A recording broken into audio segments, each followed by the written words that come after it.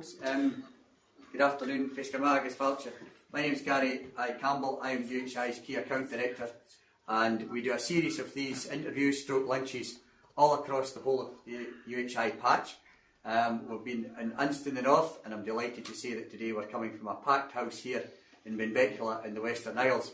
And the reason we're here today is to have an interview with Brian O'Hara, who is an expert in entrepreneurship for traditional musicians, and we'll be coming to him in a minute.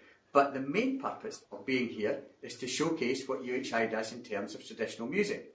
There are 30 students based here. There are 100 students on the course across the whole of UHI. And just to get us going, I want to give you a little bit of a flavour of the type of music that's done here and the quality of the students that we have in UHI. So I'd like to invite Jamie and the other three guys here to set us off for the day. Right, hello, ik zie dat ik zie nou en ik ga in een cursus BA Applied Music, so hier steek ik dan binnen de show, so ik doe gleich set je push for each agus in the touch. So what I was just saying there is that we are the students on the BA Applied Music course based in Beckel, and we're going to play a wee set of tunes. We're going to start with a song, I believe, so here we go.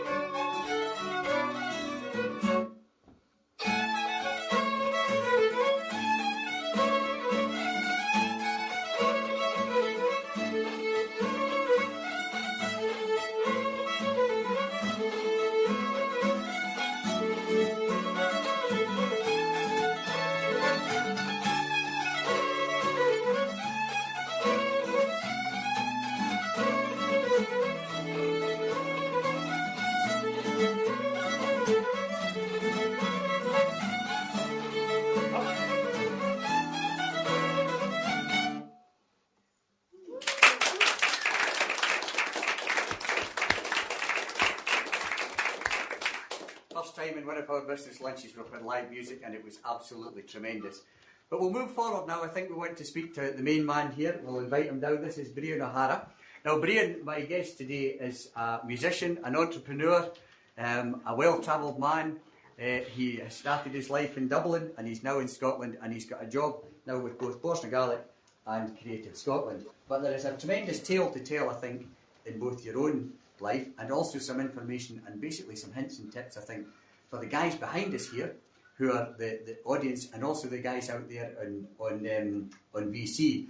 I understand, I mean, it's not just here that the music's taught, but we teach in Solmarostig and we teach across the whole of the UHI area, and we've got guys out with the area that come into the course as well. So, yourself, Brian, as I say, you're from Dublin originally. Was music in your family, or was it something that was encouraged, or did someone say, like my parents would have said to me, get a sensible job, don't be daft? Well, music was always in the family, and my first memories of music, in fact, was when I was living in Newfoundland in Canada. Mm-hmm. I moved there when we were 2, and in the house ceilidhs, or the kitchen ceilidhs, with people doing step dancing and set dancing, my father was collecting folklore from the regions where a lot of the Irish descendants lived. At the same time that Margaret Bennett was collecting from the Corduroy Valley, from the Scottish descendants. So music was always in the family. My mother's a music teacher as well, teaching guitar and teaching singing and working with young children, and she's a Montessori teacher as well. Mm-hmm. So, and my father was in a band at one point called the Celts in the 60s in Canada, so 2 Irish and 2 Scottish musicians. Very appropriate. Very appropriate. So it was always in the family. I was always singing. This family would always sing in Gaelic and in English, and it's always been around me. And then, so were you encouraged, or was it something you did off your own volition, become a musician? I was always quite driven to play instruments. So and my mother was very keen that I play the piano, and I would always encourage. The piano is the foundation for all music, at least in theory. And so I did piano, and then for some reason I took up the baritone horn, and then took up the euphonium and joined a brass band. This doesn't sound very traditional. This doesn't sound very traditional, doesn't it? But it just shows you that people come to music from all different backgrounds and all different styles. And while I was in the brass band, I joined a blues band. Mm-hmm. And after the blues band, I started a heavy metal band. And after that, I started with friends and all that. And then got into traditional music, because it was always there in the background. There was always folk singing, there were always sing-songs in the house. And I think that's kind of gone out of fashion to a certain degree, people singing, coming together for parties in a house and then singing. So I'd like to think that people will still do that. And I think that's the best way to get a grounding in folk music and traditional music, is by having just sing-songs and tunes in the house and around the kitchen table. Essentially a ceilidh in the house. That would be the best way. We'll come back to that, because I know you've written a book recently about the family ceilidh with a CD to accompany it, and we'll talk about that in a little while. But in your early years, you've got this range of experience from heavy metal to blues, playing in a brass band, and then you find traditional music. What did you then do with that? Was it just yourself? Did you form a band? Or? Right. Well, what happened was that I went to learn. It was all tied up with the Irish language and Irish culture. Mm-hmm. And if you're involved with Irish language and cultural, some of my friends, there was a cultural centre in Clondalkin in Dublin where people went to play music. I was totally inspired. Young people, same age. And we started going to the Fleadh Cheoil na hEadhra, the big kind of festival for music. And it just went from there. I was playing when I went to university, I studied folklore and English. Mm-hmm. And I also became the chairman or the auditor of the Traditional Music Society. So we always went off trips down to the west of Ireland. And I was playing in Matt Malloy's bar in Westport. And these guys from Northern Ireland also joined in the session. We had a great old time. And a few weeks later, I got a call. Our singer's pulled out of our band. Would you come to England with us? This is a band from Armagh. Uh-huh. And the person who called me was a guy called Brian Finnegan, who plays in the band Fluke and in the band Can, and a great flute and whistle player. And from there, it just went on. I went there with them, and then I went to the Lorient Inter-Celtic Festival, the biggest Celtic festival in the world, in Brittany. And then I started my own band, Annam. This is all while I was in college. Mm-hmm. And also making money on the side playing in sessions. There was always, the thing about trad music is that there's always some gigs to be had somewhere. Mm-hmm. And that's what we did. 3 sessions a week, 25 quid per session. And then working in a music store as well, so I got my strings and all discounted and everything. So yeah, just always working around and in music. This sounds a bit like an entrepreneurial approach.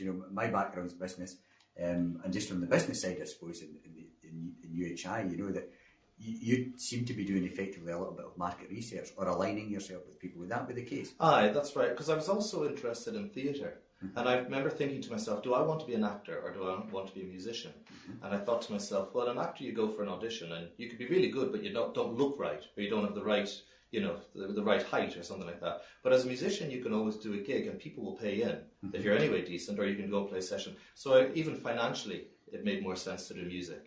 Right, okay. And then the band you set up yourself at that point, what was your plan at that point? Did you have, I hate to say it, did you have a business plan? Well, we were quite young, we were about 19, 20-year-olds, so we were quite, all long hair. We were quite, we looked like a bunch of hippies really, but we were playing trad music. Mm-hmm. The plan was world domination, which I'm sure many of you, that's it. Yes. But remember, this was before the internet, this was before CDs, or maybe CDs were just coming in. So a lot of it was, how are we going to play festivals? How are we going to get gigs? Where do we want to tour? Luckily at that time, traditional music was on the up. It was the mid to late 90s. Riverdance was all the rage. Mm-hmm. Everyone wanted a piece of traditional music. Music scene in Scotland was also taking off in Britain. There was opportunities to tour. Mm-hmm. So what we did is we got the cassettes, put all our demos on a cassette, sent them off to festivals, sent them off to folk clubs. And we just did the hard slog of sending things away. And then bit by bit, people showed interest. We brought, well, the other thing is that I just decided I'm making an album. And we just made an album. You just did it? Just did it. Yeah. Yeah, we all put a bit of money in, went to the equivalent of Bòrd in Gaelic, had their own studio in Ireland, Forest na Gàidhlig it is now, and we just got in a studio cheap and recorded an album. And then, and from that, you did essentially the sales job. You're sending out, and I mean nowadays you would send it out by SoundCloud and other places, and that took you around the world, didn't it? Yeah, because it's quite interesting. The band, of course, changed lineups and everything, and on our second album, we got a call from Japan, from JVC Victor, who are the second largest record company in Japan, after Sony. And they said that they were looking for a Celtic act for their world music label. And we said, that's fine. But I was always told, beware of record companies and all that. So we negotiated really hard, lots of faxes coming through in the middle of the night, negotiated a 5-album deal. And with an increased advance every deal. So we recorded 3 albums with JVC. Every time we recorded, we'd fly out to Japan to launch it. All right. And sometimes we then continue on to America or on to Australia, New Zealand. That was very interesting, and getting that was the time when record companies first of all signed acts and also gave relatively large advances. Okay, so this is the rock and roll lifestyle. This is kind of the rock and roll lifestyle, finding yourself in a jacuzzi, kind of with these Japanese record executives, and you're going, but I'm a traditional musician, how did this happen? But I wasn't complaining. No, and Anna Wendy, who runs the course here, was also in the band for the last album that we did with them. And the thing about it was, these big advances of money and everything. Eventually, it became clear to us that we didn't really want to be with that record label, but it also became clear to them they didn't want us. So we kind of just parted company amicably, and that was that. I suppose that's something, a lesson to be learned, that if you're going to align yourself with either producers or promoters or whatever, you find somebody that's in the genre or understands what you want as well. Yeah, they actually were wanting. What they said, can you do Peter, Paul and Mary songs? I don't know if you know Peter, Paul and Mary. I'm old enough to understand. Basically, kind of Simon and Garfunkel type scenario, And we said, that's not really what we do. We do. At that point, we had a Cornish musician in the band, 2 Irish musicians and 2 Scottish musicians. So we called ourselves a Celtic music act, which we genuinely were, because we were playing music from those traditions. Yes. And we were based in Edinburgh at that point. But what happened basically was that I'd been touring for 7 years on the trot. My wife was in the band as well, and Wendy here was in the band. And everything was going great, and then I got an offer. Myself and my wife got married, and we were offered to spend a year at Salmarostig. And we got a scholarship to go to Salmarostig, but still tour. Fantastic. So we went off to tour, and Wendy, you'll remember this. We went off to tour in the States, a brilliant tour. We were staying in the Hilton Hotel, and we were playing beautiful venues. Basically, as good as you're going to get as a traditional musician. We were on our 5th album for the whole of the lifetime of the band. And I said to myself, okay, do I want to continue? I woke up one morning and said, is this what I want to do? And I, for the rest of my life, live out of a suitcase, live out of, spending times in hotels, airports and all that. And I was doing a lot of the management of the band as well. So I think I said to the band members, I don't really want to organise this anymore. If you guys want to organise it, we'll do it. But I think we'd run our course at that time. But it was a great experience, I wouldn't knock it at all. We saw the world, and I would say to anyone in their teens, 20s, 30s, just go for it and get the best out of it you can. And some people continue to do it all the way through their days. But as we're going to talk about, most people end up diversifying. Okay. And you mentioned Salmarostig, and I don't know whether all the scholarships at Salmarostig actually involve substantial international travel, but we'll ask them in a moment. And they're with us today. And here as well in the Western Isles, the Gaelic culture is huge. You mentioned you're a traditional band that you worked in, and that culture seems to pervade it. Is that important? The culture, especially in this part of the world, the Gaelic culture, is that important to traditional music? Absolutely. The wider Gaelic culture across the whole of the Gaeltacht, all the way from Ireland, all the way to the top of the Highlands, is extremely important, and we have to understand I think we have to understand the differences between the different parts of the Gaeltacht, but also the different linguistic differences, but also the psyche that goes with it, and the huge culture, rich culture that goes with it, and history, and to be proud of that and not to feel that it's irrelevant. That's one of the reasons why I did folklore. I didn't want to learn about kings and queens and battles of World War II, and so I wanted to learn about the mindset and the livelihoods of the people, and that's why I did that. And I don't regret that at all. I think it puts things into perspective. But also internationally, people are hugely interested. People want to hear the real thing. People want you to be aware of your culture, of your language. They expect it of you.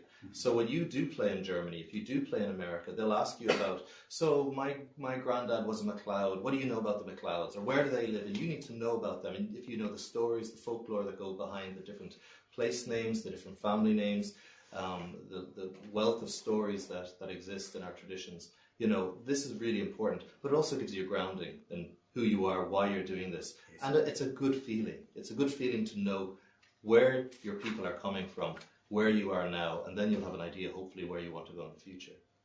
Okay. And in the future, for the guys in here today, and also the other ones coming in here, this is for musicians who want to follow that path like you did. You're saying maybe in their early 20s or their 30s, and they want to get out there and see the world. Is there an established pathway into that? Or can you give anyone this is really, I suppose, the nub of it. What would people today do to get to essentially what you did, so you get to a point where you feel you've actually achieved everything you can do as a traditional musician before you move on into something else? Yeah. Well, there's no one path for anything. You have to work to your strengths and your interests. The first thing I would suggest is that you have to be happy in what you're doing. If you're struggling and you're not actually happy in your instrument, in your singing, or in the course that you're doing, or the job that you're in, if you're not happy, well then what's the point? So that was one of the things I learned early on, is that you have to enjoy what you're doing. You have to have some sort of vision and drive and ambition. You have to surround yourself with people who have similar ambitions and drive. Now, one of the things I learned early on is that, and I'm not going to name names because it was one thing I realized, is that you align yourself with people you like rather than the people who have the best skills. Mm-hmm. Because if you have a fiddler or a piper or something who's the best fiddler or piper in the world, but they've terrible people skills, they've terrible attitude, they won't last in the band. So it's ultimately, you don't always go with the person who is the best in the instrument, but the person who you can work with the best. Because the thing is that you can always get better as a musician or as a singer, but if your personality stinks, your personality stinks. It sounds almost like a team effort. I mean, you would hear sports people saying the same thing. We want they might not be the best individual sportsmen, but when they come together in a team, they make it perfect. Absolutely. Is that with the analogy? Absolutely. The thing what we have nowadays that we didn't have in the 80s, 90s and beforehand, where you have courses like this, which are hugely beneficial, and you can see the standard of musicianship is far higher than it was 20 and 30 years ago. So that's up the ante for everyone. The musicianship is far higher, and many of the musicians here could just go straight into being professional musicians. What I think they gain from courses like this is they learn about networking skills, professionalization, meeting other musicians, like-minded people, getting inspired by each other, by their course tutors, being offered opportunities to go abroad. Anna Wendy was just saying that they're going to be heading off to Donegal to be meeting with Irish musicians and Irish storytellers, etc. So there's a huge advantage to be able to do this. Saying that you don't, to be a professional musician, you don't need to do a traditional music course. It's not like if you want to be an accountant, you actually do need to do an accountant's course. To be a traditional musician, you can come at it from any angle. But these courses do definitely give you a solid grounding and a safe place to explore, and also to be taught about, as you were saying, the language and the culture, which is hugely important. Now, just you mentioned earlier on, you've diversified. You decided, I don't want a life on the road any longer. I want to settle down with my life. And I think you said to me beforehand, you'd actually like to have a house that you could stay in for a while. Yeah. But at that point, I mean, you're still a recording artist. You still produce. But what other jobs can you do? I mean, and what have you done yourself that's allowed you to diversify? I said I didn't want to tour anymore, but I didn't say I didn't want to be a musician anymore. So I still was very interested. At that point, I moved from Salma Rustic my work experience, I ended up in Lewis, where my wife was from, and I ended up running Gàidhlig Arts and Culture Centre, Gaelic Arts and Culture Centre in Ness. And I was still booking acts, I was still with artists, I was still even performing. I was still organising my next project, because that's what my whole life is about. What's the next project? You see a project through to the end, or you keep doing that project, but you're always looking ahead. At least 1 to 3 years, at least. I would suggest. So I would suggest that to anyone, you should know what's happening next year. And that's what. So I wanted to immerse myself in Gaelic, Scottish Gaelic culture. I went to Ness. And then I was offered a job at Cumann na Gaelic as a youth officer, which was quite new to me. I suppose, that was not music orientated, but it was still getting me, and that was in Inverness. That's when I moved to Inverness, 2001. But all the time I was thinking about, so I was running festivals as well, as one does. So, I helped run a thing called Féis na Nóran for traditional sean-nós singing from Ireland and Scotland. I ran 2 of them. One was at Samrustig. Another one was the Ness Festival, Ceol Nish. I was involved with that. And all the while I was involved, hootenannies in Inverness when it first started off. I was there, and then I ended up, Bruce McGregor was booking the music, and then I started booking. He didn't want to do it anymore. I took over, and I started booking the music there, and then another venue in Inverness. And things were happening at that point, so I still had a full-time job working in Gaelic development, still doing my music, still working on recording projects. I recorded an album with Christine Primrose, who people at Samrustig will know very well. I recorded a solo album. I was still involved. Then we were involved with Lynn Records in Glasgow, who licensed the albums from the Japanese label. So there's all these things happening all the way along. I set up, then myself and Bruce set up the Northern Roots Festival, which is still going to this day, in Bogbane. And then eventually I decided I wanted to go. I didn't want a 9-to-5 job. I realised that actually I quite like flexible working. So I left Cumann na Gaelic, set up my own language institute, the Highland Language Institute, teaching Gaelic and English. And this was the point when Ulpan, the method of teaching Gaelic for adults, was starting, so I was an Ulpan tutor. But then I also set up a song competition, Nósúr, which is for minority languages, for Gaelic and Celtic and Scots languages. So that was feeding into the minority language competition, Leet International, which is the minority language song competition for European languages. And in fact, can I just say, they're looking for entries right now. I was just going to say, I'm sure that there might be some entries, and of course it's a good way, competition is such a good way to promote yourself. Absolutely. Getting in there and getting in front of people, maybe the judges and others who would help it. And tell me, with your Bòrd Gaelic and your Creative Scotland role, is there anything that if someone's an aspiring musician in terms of professional musician entrepreneurship, is there anything that these organisations or others can do to help them on their way? Absolutely. We help in various different ways. So if you take, I do work as Gaelic Arts and Culture Officer for both Bòrd na Gaelic and Creative Scotland, which can be tricky at times. I'm based in Inverness, but often in Edinburgh and Glasgow.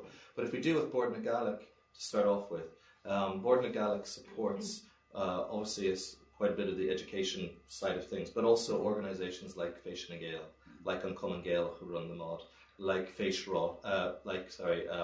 Project in Yalan, the Gaelic Arts Agency, like the Gaelic Books Council. So they get substantial grants from Bòrd na Gaelic to do the work that needs to be done within the Gaelic sector. We also do have a small arts budget which people can bid into as well.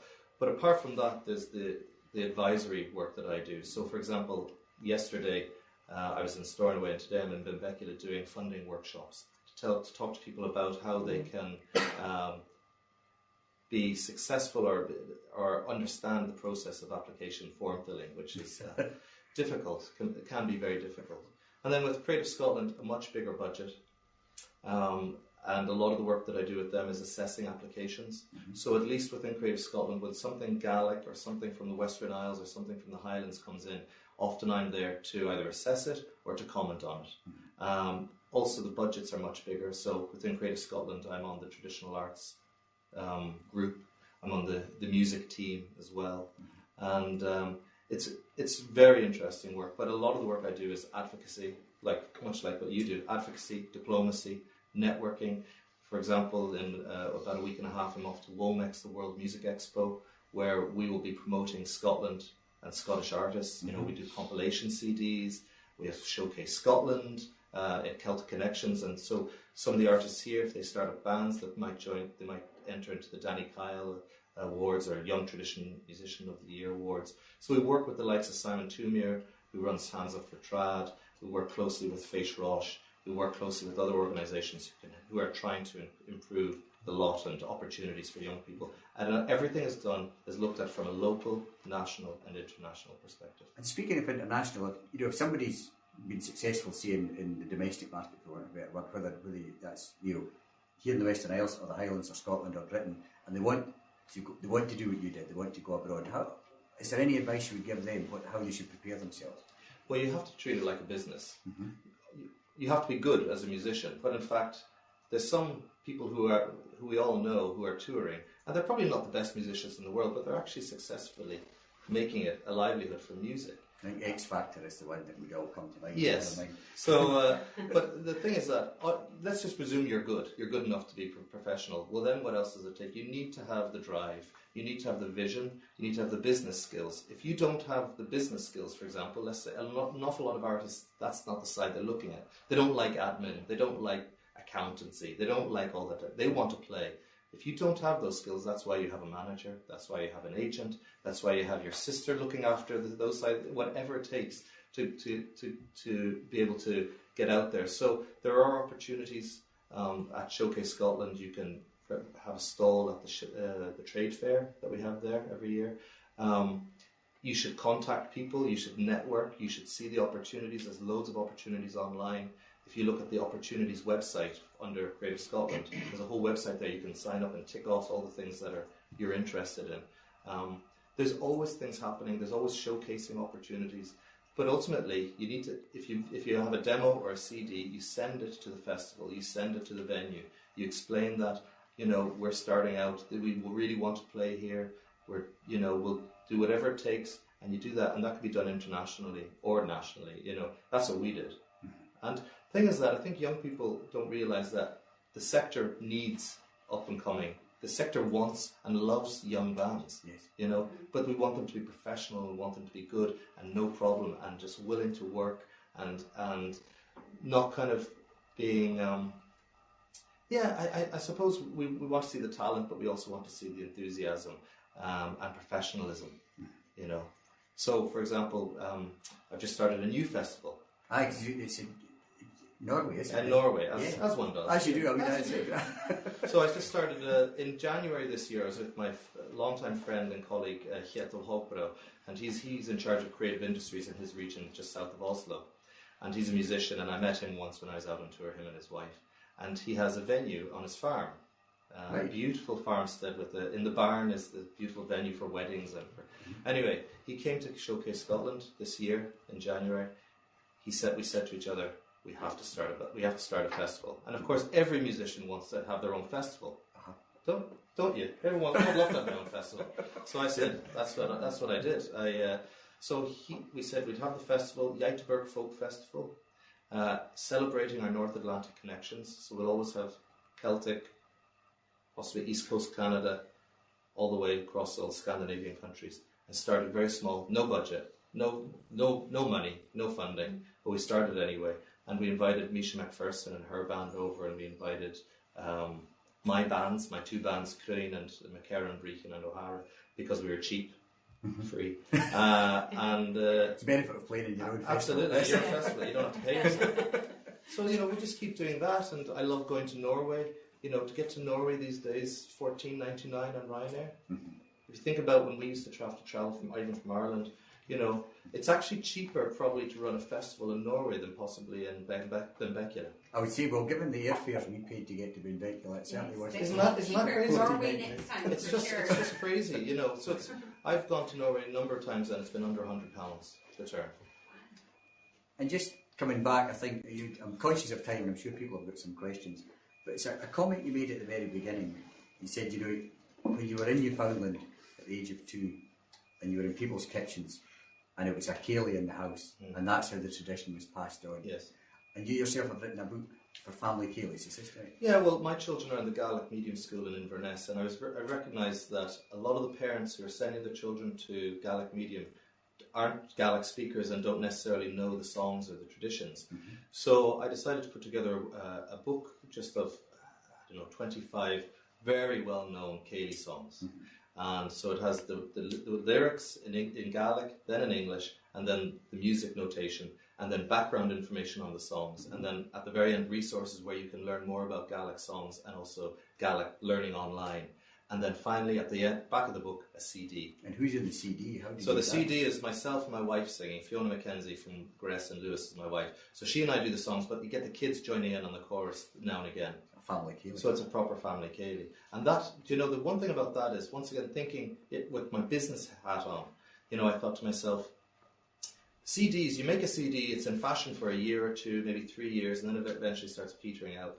Books will keep selling and selling, especially a book with a CD, because books will always be relevant, I suppose. So that was quite an interesting scenario, going into book publishing. And I think I'll do volume 2, and then I'll look at other things. But my parents all did that as well. My mother brought out 20 different CDs for children, under 10 years old and stuff like that. So I think actually that's an appropriate point to stop at the moment, because we've gone from Newfoundland, a Cayley in the kitchen, to Inverness, to the Gaelic Region School, and a Cayley in the house, and all the way in between. And I think, it's both a fascinating story and also a lot of very, very good advice, I think, for up-and-coming musicians there, from your own journey, which is tremendous. And at this point, I'd just like to open it up to any questions that anyone has got, either in the room or from VC. In the room, anyone in the room got any questions at the moment? Yeah. Simon? No, Simon Bradley here. I'm Gary, just listening to Brian speaking there. Brian's obviously a particularly good example, but does it strike you that musicians have a strong point in terms of being able to apply themselves in business situations? Is there anything that struck you that maybe musicians have as a strong point? the strong point for musicians is that people love music. People love you have a unique selling point with your music. You are automatically, if you present yourself well, you automatically have people's interest as well. People, one good thing about music is that people love music, and so from a business, I think the problem, I suppose, the one good thing is that you can get your music out there very easily these days. You just put it up on SoundCloud or you put it up on YouTube and everything, but everyone else is doing same things. And you were talking about, what do you call these people who are... They're prosumers. Prosumers. Do you want to explain that? It came up, I was lucky enough, I suppose, to be at a conference last week where the chairman of Walt Disney International was speaking in how Walt Disney, as an international organisation, one of the top entertainment businesses on the planet, and how they're moving forward in their own business. And they have identified this name, prosumers, which is a producer and a consumer. So a musician at home now will listen to various people on SoundCloud, YouTube, and by different medium or media, but at the same time they'll also produce their own music. That's right. And join in. And it becomes, I suppose, well, I mean, you'll know more about it than me as a professional musician, how that starts to merge and build traction, and also maybe build new genres, for want of a better word, or sub-genres. Yeah, so there's so many opportunities now. It's very exciting that anyone can produce high-quality work with digital cameras, with digital recording facilities, but also what you can't do is you need to meet with people, and that's what this thing about the college and networking opportunities, working with people who are designers, working with people who work with animation, working with people who want to make films, and you do a soundtrack to the film. But people are always wanting the authentic. They want people who know about their culture. People are very interested in Celtic culture, for want of a better term. And so that's why you need to be aware of it.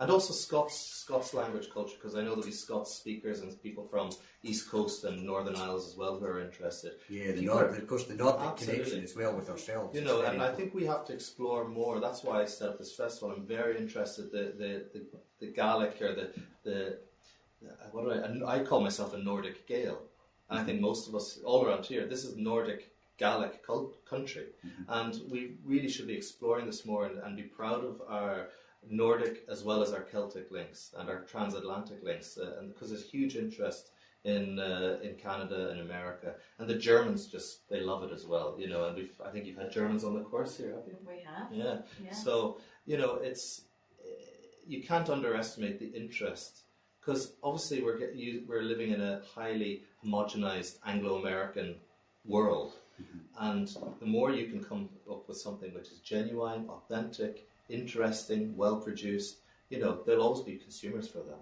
I know, and especially here in the Western Isles, I mean, one of the other things that's taught here and also throughout UHI, and especially in Orkney, is archaeology. And the history goes back, you know, there's the Nordic history, there's the Iron Age history. Yes. And we will be back here because even today we've had a tour of some of the historic sites, and as I say, it's just falling out of the ground here. And that you can actually physically touch the culture and the folklore here. I think it's something that's unique to Gaelic, you know, across the whole patch. Tell me, you're moving on from that in terms of talking about the prosumers. I think that, you know, I think a very important point you made is getting out and speaking to people, because coming back to, you said they might be the best bagpipe player in the world, might be the best fiddler in the world, but maybe only that in their own bedroom in front of themselves or in front of a camera. But if they can't communicate, I suppose it's an issue, isn't it? That's right, absolutely. All about people skills, communication skills, confidence, positivity, a mindset, and surrounding yourself again with the right people. And if you are shy, or if you aren't that way inclined, you need to work on that. You'll still be a good fiddler, you'll still be a good guitar player, whatever it is. But if you need to, you know, if you meet someone, you need to have your business card ready. Mm-hmm. You need to have your pitch ready, and that's what we'll be talking today in the thing. What are you pitching? What are you selling to these people? If you just go, oh hi, I'm a guitarist, but if you say, hi, I'm a guitarist, I'm doing a new album, I'd really like your advice on maybe what studio to use. Maybe do you have any festivals that you think I could apply to? Do you know anyone who would like to play on my album? Or would you like to play on my album? You know, it's like having that confidence to just kind of, because old people, they can either say yes or no.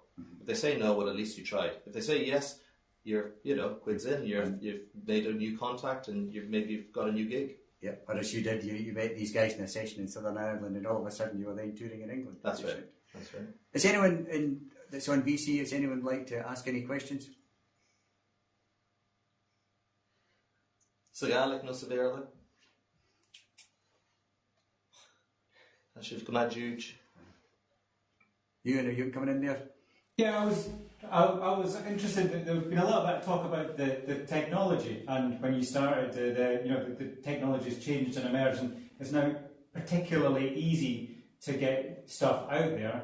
It seems to be not necessarily easy to get it found and to find a market, particularly for, you look at established bands that use the technology well and can generate interest and do all sorts of things, but they're established, they've got a fan base. But I go to music festivals and see bands trying to work their way up the ladder. Are there any tricks or ways to try to utilise the technology when you're emerging and new and coming through to try and get yourself noticed and found?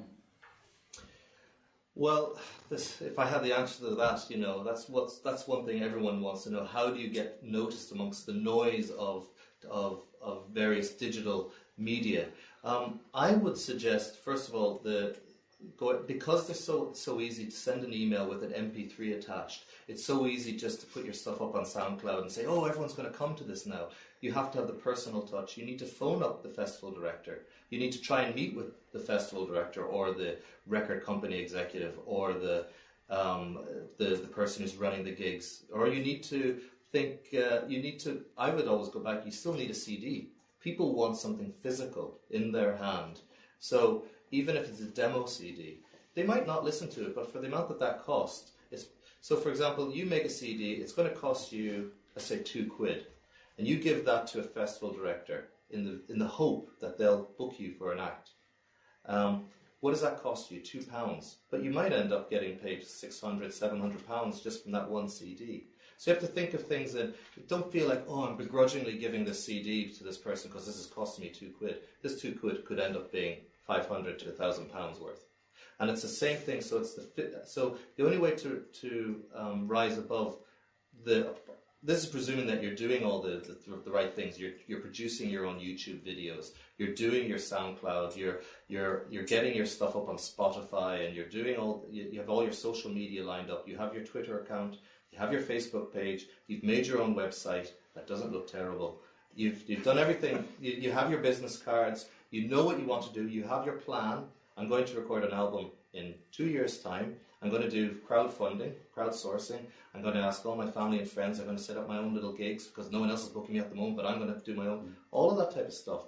But definitely the personal touch, having the personality or the drive to and the confidence to go and speak to organisers and to people, even like myself, I'm happy to talk to anyone. My email address and number is there for folk to get in touch with. Does anyone else get any questions? Any of the students or anyone else in VC? Okay, we'll leave it at that actually, because this is something, first of all, I'll come to that in a minute. First of all, I would very much like to thank Brian, very much. Brian O'Hara, thank you so much. It's been absolutely enlightening. Thank you very much. Okay.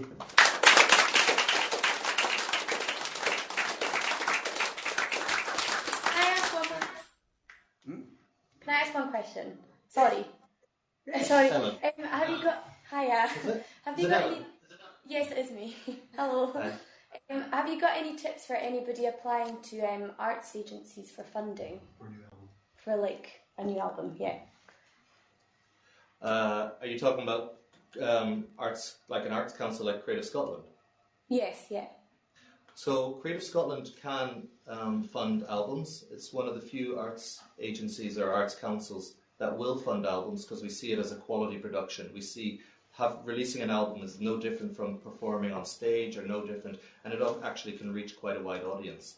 So what I would suggest is you need to prove that you are able to, you have a business case for doing it.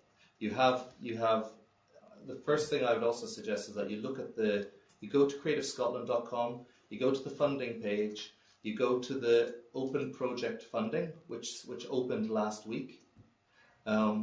This is much easier now to apply, especially if you're looking for under £15,000. You look at all the guidelines, and it actually tells you it goes through each question, and it says, when we talk about audience development, this is what we mean. So it's a lot easier now. The guidelines just came out last week. So I would suggest all the students to look at this, because even if you don't apply for funding, it's a great idea to understand how to do a business plan for yourself. And then be realistic in your budget. If you start asking Creative Scotland, I am doing an album and it's costing me £15,000 and I'd like £12,000 from Creative Scotland. Well, automatically I'll be saying, well, is this sustainable? Will you make £15,000 back in a year or two? And will your next album, will it be worth £15,000? And you shouldn't really be coming back to us because you're becoming more self-sustaining or sustainable. So, I would also talk to people who have been successful in getting funding from Creative Scotland and other musicians. Like, I'm sure you all know musicians who are touring or perform. And if you don't, I'm sure you just talk to them in a session. They'll tell you just say to them, listen, I'm really interested in getting funding. I see that you've got funding from Creative Scotland. Can you tell me about what that was like? And that's back to the personal approach.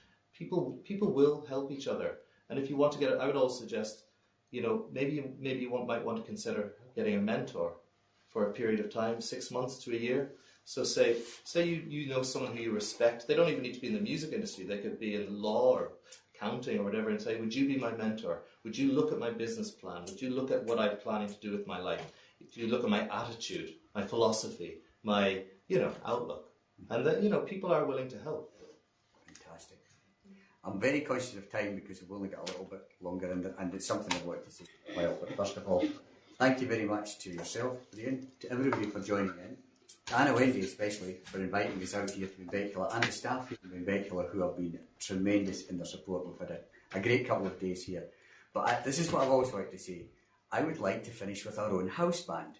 We have our house band, and they're going to finish off, and they're going to play some more music for us that again shows the quality of the music that's available throughout UHI, both here, other places, Solmonostic and across the whole patch. And thank you all very much for joining us.